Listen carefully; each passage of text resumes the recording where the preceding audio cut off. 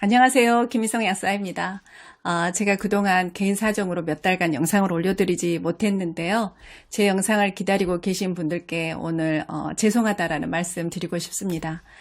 제가 그동안 또 몇 달간 쉬어서 많은 또 에너지를 충전을 했거든요. 그 에너지를 또 기운 삼아서 앞으로 좋은 내용으로 찾아뵐 수 있도록 노력하겠습니다. 오늘 제가 말씀드리고 싶은 내용은요, 유방암을 치료할 때 꼭 같이 드셔야 될 영양소 5가지에 대해서 말씀을 드리려고 합니다. 제가 요즘 약국에서 상담을 하면서 정말 제 피부에 느끼기에는 제가 불과 몇 년 전보다 한 유방암에 대해서, 유방암으로 상담하시는 분들이 한 10배 이상 느신 것 같아요. 그래서 이 내용은 꼭 말씀드려야겠다라는 생각이 들더라고요. 그래서 유방암이 있는 분들이 또는 유방암을 예방하고자 하시는 분들이 꼭 같이 먹어야 될 영양소 5가지 말씀드릴 건데요. 그 첫 번째는요, 바로 요도입니다. 요도 하면 딱 떠오르는 생각 있죠. 첫 번째 갑상선 딱 떠오르실 거고요. 두 번째는 방사능 사태가 일어나야 되면 꼭 먹어야 되는 미네랄, 이렇게 생각하실 거고, 또 미역국에 많은 영양소.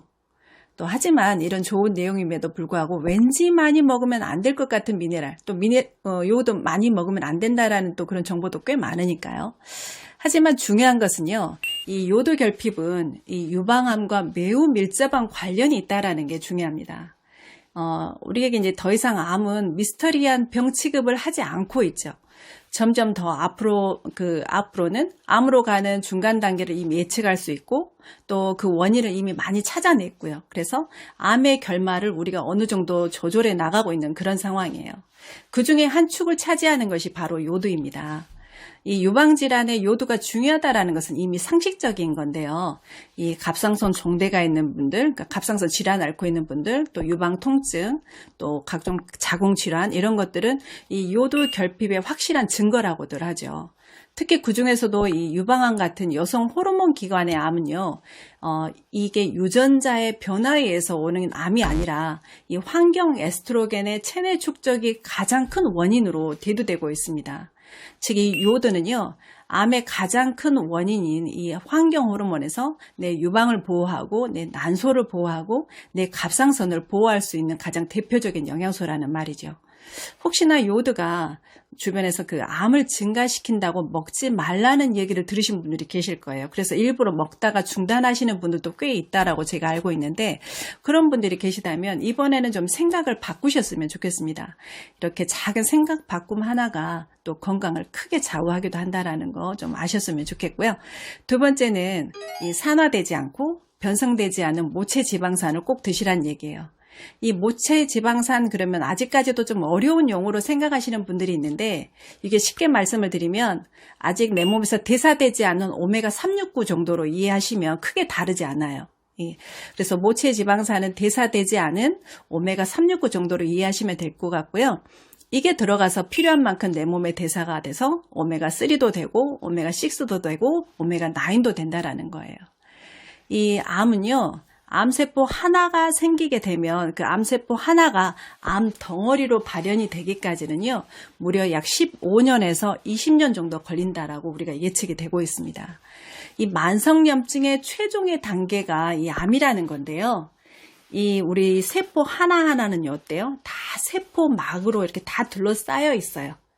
세포막으로 둘러싸여 있고, 이 건강한 세포막을 통해서 이 산소가 세포 안으로 공급이 되어야 우리 세포가 숨을 쉬면서 생명활동을 다 영위할 수가 있는 겁니다. 우리 몸의 세포 하나하나가. 그런데 이 세포막을 이루는 이 세포막의 거의 절반은요, 이 오메가 369로 채워져 있어요.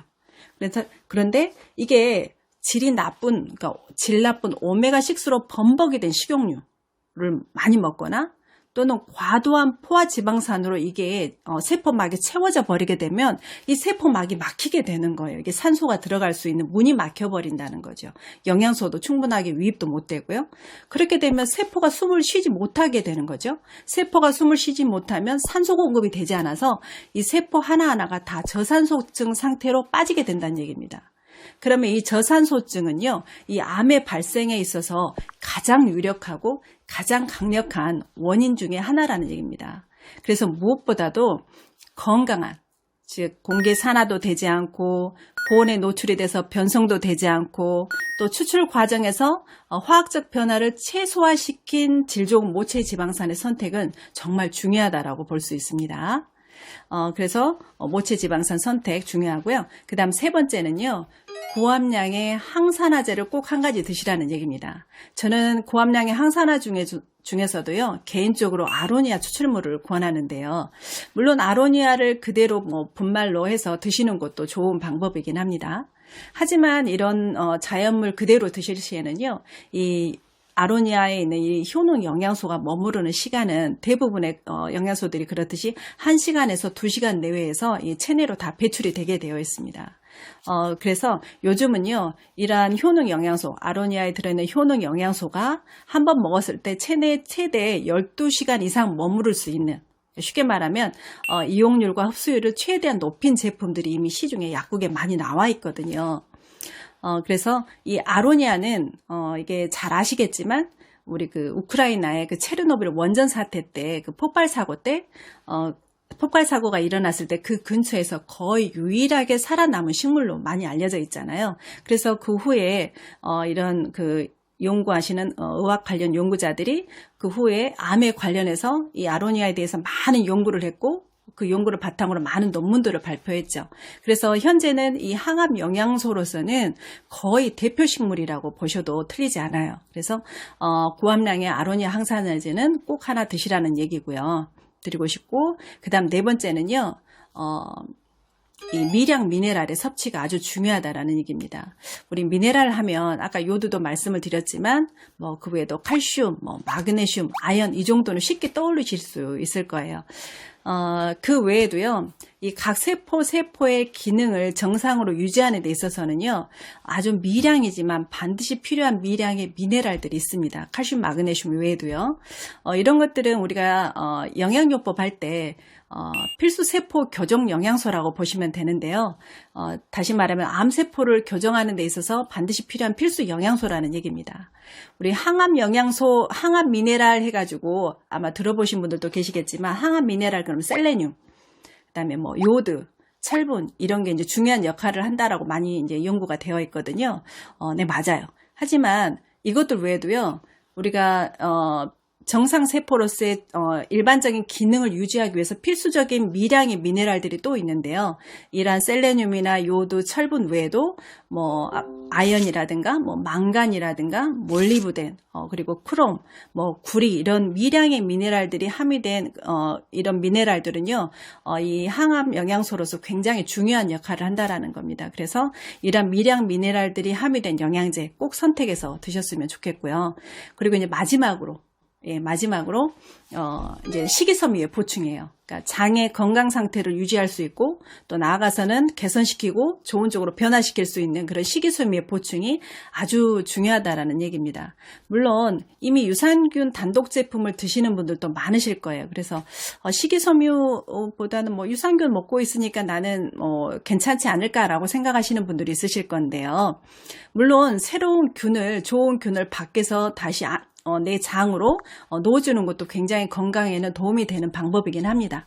하지만 더 중요한 것은요, 이미 밖에서 새로운 균의 유입이 아니라 이미 내 몸 안에 서식하고 있는, 이미 살고 있는 유익균들이 잘 살 수 있는 환경을 만들어주는 것이 훨씬 더 중요하다라는 얘기예요. 건강에 있어서는.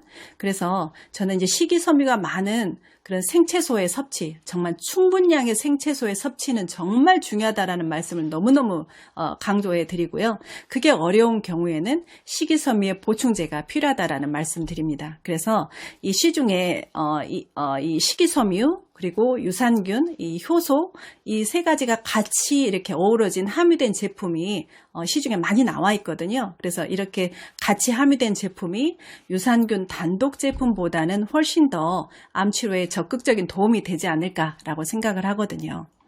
이 장 건강이 중요한 이유는요, 무엇보다도 이 해독의 주요 장기가 간, 그리고 장, 그리고 폐, 피부잖아요. 근데 그 중에서도 이 간과 장의 역할은 정말 중요합니다.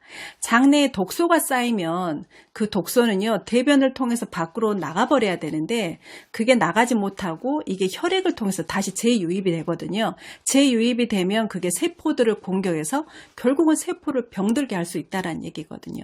그래서 현재 암을 앓고 있는 분들에게는 이 내용은 정말 중요한 부분입니다. 그래서 식이섬유의 보충은 중요하다라는 말씀 한번 더 강조해 드리고요. 제가 5가지 유방암 치료 시에 꼭 같이 드셨으면 하는 영양소 5가지 말씀드렸어요. 뭐였죠? 첫 번째가 요드, 두 번째가 산화되지 않고 변성되지 않은 모체지방산, 오메가 369에 대사되지 않은 모체지방산 말씀드렸고요. 세 번째는 고함량의 아로니아 항산화제 말씀드렸고요. 네 번째는 미량 미네랄 뭐였죠?